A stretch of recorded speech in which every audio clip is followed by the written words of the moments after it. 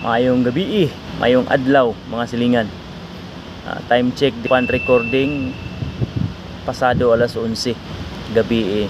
Well, ang main purpose ko lang pag vlog na ko is dalahi ko na yung mga kauban akong dili lang mga OFW. Dili lang mga OFWs, no? May mga naan na bitaw ta sa pangimpliyo.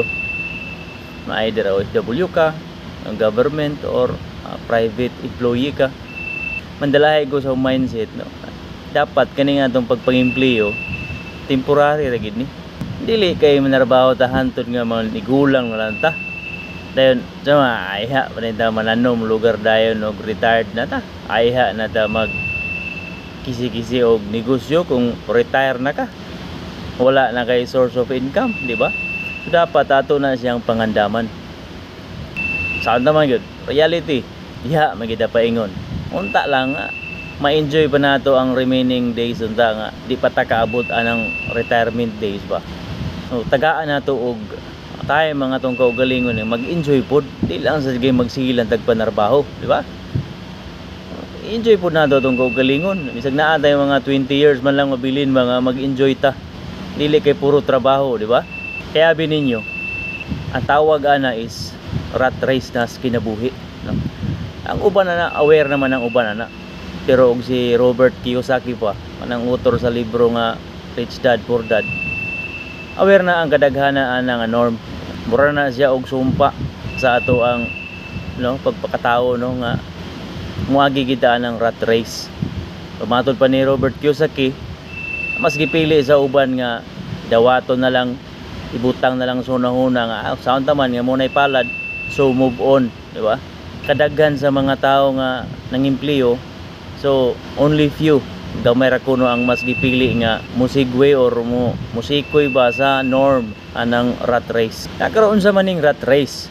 Ang paning rat race sa kinabuhi mo gini ang way katapusan natong paningkamot ba para sa kwarta o sa power sa trabaho, posisyon sa trabaho.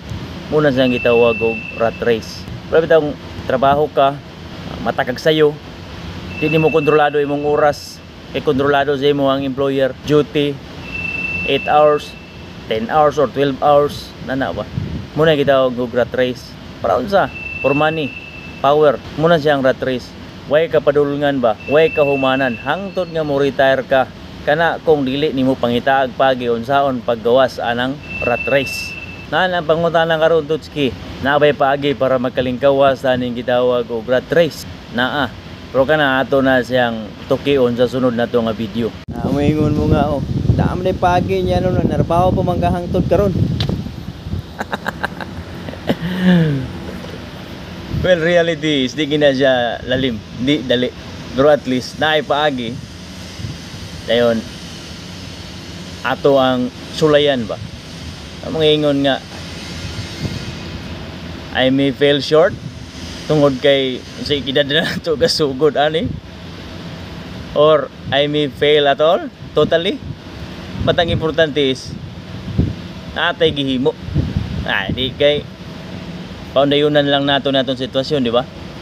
Kaya common ba yan ang istorya sila nga di nato sala nang ipanganak tang pobre.